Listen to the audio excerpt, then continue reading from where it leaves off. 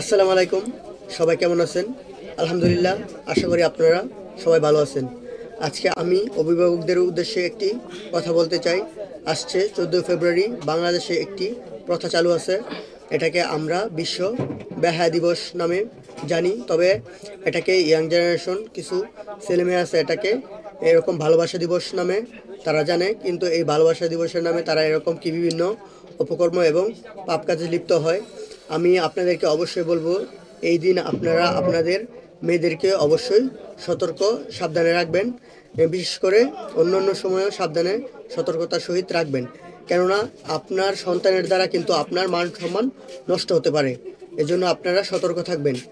বিশেষ করে 14 ফেব্রুয়ারিতে কিন্তু অনেক মেয়েরা আছে এরকম কি দর্শনও হতে পারে বিভিন্নভাবে।